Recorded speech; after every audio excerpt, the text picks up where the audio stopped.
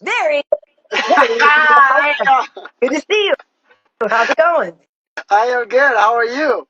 I'm great. Look at Youssef. I'm a fan. Jack Shore. I got nothing against you at all, man. Like, not at all. I love your energy, Youssef. You know that. Oh, we love Jack Shore too, so they can't hate on that. So it is what it is. It's a fight, and we know that. Exactly. Exactly. So, how you feeling? You are killing it these days. Third submission win in a row. How good did that one feel? It felt good. It felt good. Especially I feel like this is the toughest opponent I think coming back, Yeah. and especially the whole talk about it was he's a grappler. He's a high level grappler, and to go out there and finish a grappler with a submission means a lot to me, just to my confidence and to my skills as well. So that's what's like really makes the cherry on top, to be honest. So that's made me very happy. Yeah, I would think in general you should be feeling really good about your flow since you came back. Like everything seems to be just working so well for you. Were there just some lessons you took from the first time you were here that you're applying now? There's a lot of lessons I took. I tell you that. I don't know, the young me, and I call it a dumbass me, but no, it's a lot of maturity, right? And everything is purpose. There's everything that I do with purpose. It's not just you just doing it because of the fame. You're doing it because of this. You're doing it. You know what I mean? It's like everything I'm doing is for a reason. You know what I mean? It's not everything was purpose as well. I have these goals I want to achieve, and to achieve those goals, I gotta do untouchable things. To be honest, some things the only dream about. So that's my whole thing that changed a lot, and I'm doing it for me. That's the biggest thing. Like before, I was doing it for everybody else, and really just thinking about everybody else instead of myself. So most important is myself, and that's what I'm doing it for. Nice, nice. That makes a lot of sense. And yeah, you got to prioritize yourself. But that said, you are still doing it for the entire country of Morocco as well. I know. I'm still representing Morocco for sure. So I gotta give my little African MMA going out there. Tell them, the Moroccans be like, oh, they're so famous for kickboxing. So you gotta get some jiu-jitsu in there too. So we was going to do some records over here. That's all we want to do. That's right. I love it. And I've said this before. I'm dying to go back to Morocco. So I want you to keep succeeding so that we can get a show in Morocco and I can get my ass back over there because it was amazing. But let's Hey, go. I love that energy. Keep that energy. That's what I need right there. That's right. Okay, so you did say afterwards on the mic that you would love, to main event something. So you just mentioned before, some goals that you have. What are you looking to try to do in the year ahead? 2025, I want to headline a card. That's my Yeah. main thing, and obviously get a ranking guy. But obviously, if the UFC gives me a couple of things before I go to rank, that's no problem for me. I will do my job. I will handle my job to get everything that I need to get done to get to the top 15 and top 10, and obviously all the way to the title. But my main thing, my main goal is to headline a 2025 a card. Cool. That would be really cool. And you mentioned Ilya in there as well. He broke my heart, man. He's out here knocking everybody out, sleeping them. You know what I mean? It was like, that's so sad, man. Max Holloway, like, come on, man. How you not, like, yeah, like, everybody don't like Max Holloway. I might punch him in the face, so I don't know. So, yeah, that's a lesson. So you get to see it in a way, you know what I mean? So it's kind of like a little sad, but. Yeah. Yeah, man, he's like I told you guys before, he's my motivator going into my second streak to the UFC, and you guys see his level is ridiculous right now. So this is just the startup for me. So I got a lot catching up to do to get to that level. So that's where I'm going right now. So let's talk about that knee you landed. There's a great video of somebody showing you backstage the knee that you landed that really kind of set up that finish. I don't want to say you look like you surprised yourself, but you were like, damn, I did some pretty good work. So I actually did. So in the first round, I kind of threw it, and I got whacked by doing it. I got like boom, boom, boom. My face was like, oh, man. And then, so I was like, oh, man. I was like, okay. Like, I see him ducking, but I was like, to be honest, in the second round, I just threw it to see a reaction. I was not expecting him to shoot.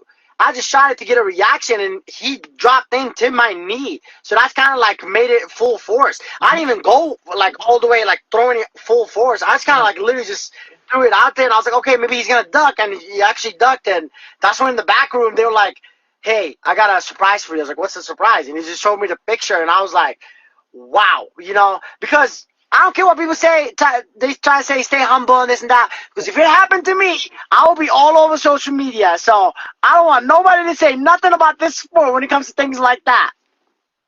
No, man, you got to be proud of yourself. I mean, you really, you need to be. You did it. You did the damn thing, and you've worked really, really hard. I mean, I know, we've talked about this being your second time around, but how did, it sucks, right? Like, it's not easy to come back. People have done it before, but it's not easy to come back. Like what do you think was like the hardest time for you? Was it initially when you were first released, or was it like in those middle times when you're trying to get yourself back? Like, what was the hardest part of being gone?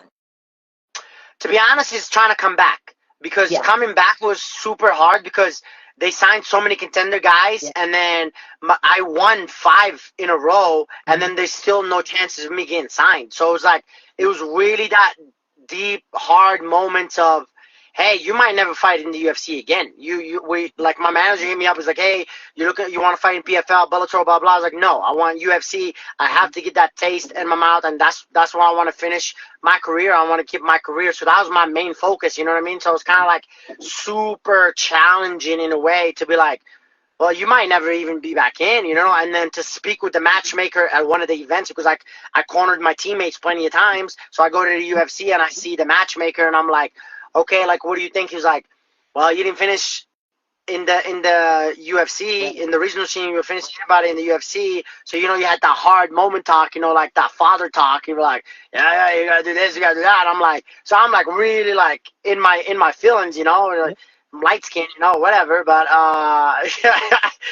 so I was in my feels a little bit, and I was like, yeah, I don't know, man. So, but I kept in my faith, and I really had a good team behind me, and I really stuck with it, and patience paid off. It really did, and we still got a lot of work to do and a lot more patience to do. So I'm just blessed and grateful for that, what happened and how the story is written, and I think the book, it's written itself right now. So that's all I can say, and I'm very happy and blessed about that.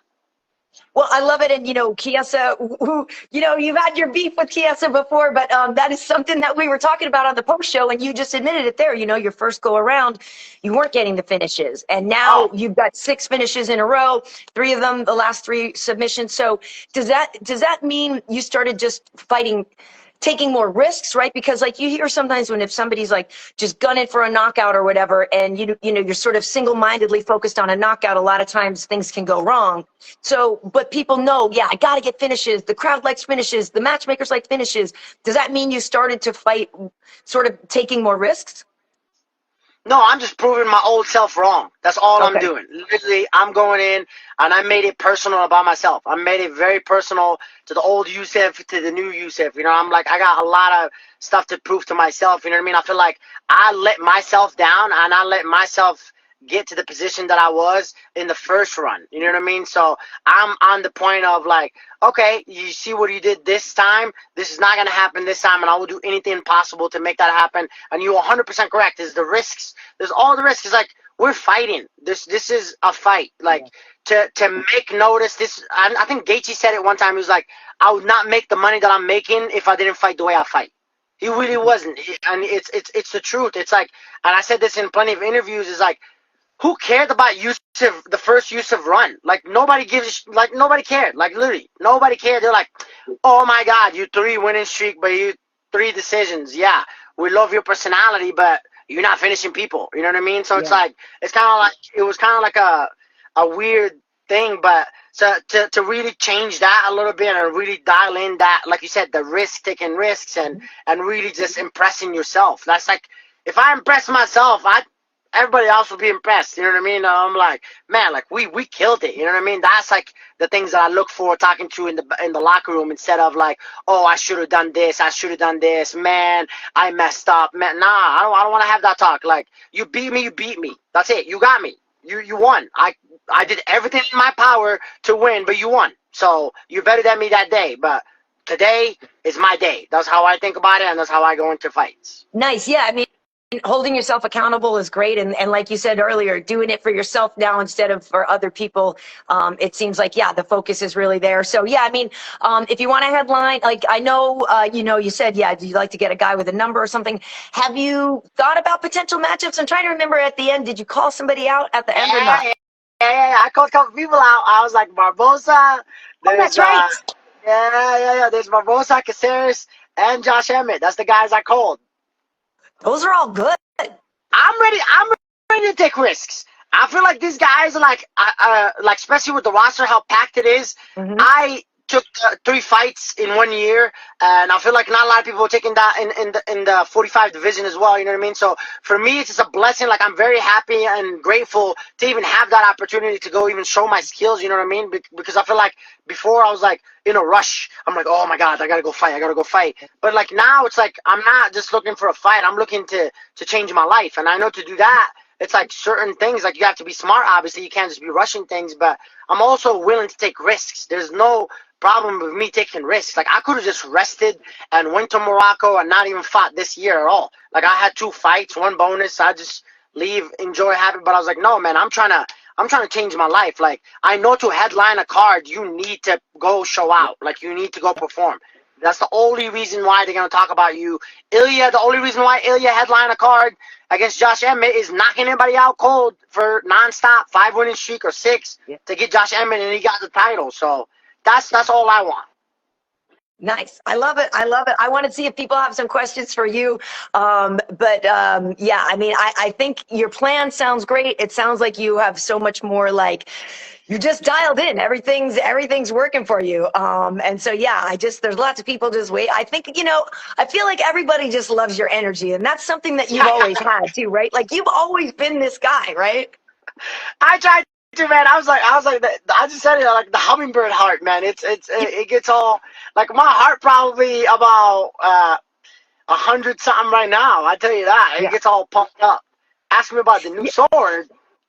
Somebody said, yeah, well, we were talking at Fight Island. That was the whole thing. You talked about your resting heart rate was so high, and that is still a thing with you. Yeah, I think last time I just showed it to the UFC staff when I got there to Canada. I was kind of talking to them, and like we were just like messing around a little bit. And I looked at my whoop. I have the whoop. I looked at it. It was like 120. My God. So you must not have a problem losing weight then, huh? It definitely not a problem, but it sucks. It still sucks cutting weight, though. I'll tell you that. Yeah. I will say you do. I will say that is one thing I've noticed too. And obviously it's just a function of you just growing up and becoming more of a man. But like, you are different in the second run too. Like you're bigger, you're stronger. Like, I feel like you are more physically imposing. Yeah, hype me up. Let's go. Hype me up. Let's go. That's what I'm talking about right there. Do you have a brother or something? I don't think within the UFC, but if you had a brother. Hey, don't let my light skin come out. Calm down. Oh my God, that's crazy. Oh no. I definitely. Yeah, I was a kid. I was a kid in the first round of the UFC, and I think I was in between 35, 45. Like on fight day, I was only like 155 on 45. Like I made 145, and then fight day I was 155. Like with Ilya, I was 154. With Ilya when I fought Ilya, but. Now I'm like 66, 67 on fight day. You know what I mean? So it's a lot. Nice. It's a lot different for sure. Nice. So now, are you going to go then to Morocco now and take a little break? We got the holidays coming up. So is that what you're doing now to kind of kick back for a little bit? Yeah. I'm definitely going to go enjoy my mom a little bit. I haven't seen her in 2 years. I know she misses my ass. Oh my God. But take care of her a little bit and really just be with the family, forget about fighting a little bit, you know what I mean? Yeah. It does not mean I'm not ready for December. If something pops up in December, I'll be there. So, but we'll see. Yeah, I just that last card in Tampa. That was the one I was pushing for. So to be honest, but I got to Canada. It was amazing. It was my first international fight. I got to buy a Oilers jersey too, so that was pretty cool. But yeah, I was like, you don't see my ass spending $300 on a jersey. So that was my first time buying this thing. So I was like, God damn, this is expensive. But yeah, it was cool. And then to give them a shout out in their own stadium, that was pretty dope. So yeah, I love that. Excellent. Yeah, it was a heck of a performance. And yeah, just like we were saying on the air and everybody's saying it, like if people haven't been paying attention to you, they really need to be, because yeah, you're not the guy from the first run. You're on a tear, and it's just really exciting. So I'm happy for you. We still got a lot of work to do. And I know they still, some of those fans still don't know about Ilya, but I keep that energy though. Keep that energy. Right. I don't forget. You just wait. Right. Well, cool. Well, listen, I just appreciate you having the time today to just like kick back for a minute, and I'm just really psyched for you. And whenever we do see you next, I know it will be entertaining. Hopefully you get one of those three guys. So it was Barboza, Emmett, or Caceres, you said, right? Yeah. All solid matchups. All solid. All right. Well, thank you. Matchups too. It's like a lot of risk. It's not even like an easy matchups. You know what I mean? Yeah, they're all risky. They're all risky. That's what I'm saying. So I was like, yeah, like let's do it. This is what we're here for. Let's become great. You know what I mean? Yeah, absolutely. I love it. Well, you are great. You're already great. You're killing it, but you're on your road to even more greatness. You know, I'm just such a fan. I love your energy, and obviously it's so fun watching your fights. So yeah, just congrats again on another one. Thank you so much. Of course. Always pleasure talking to you, and always fun talking to you. All right, Youssef. I'll see you later. Take it easy. Thanks for kicking back today. Thank you so much. I appreciate you. Thank you. Bye.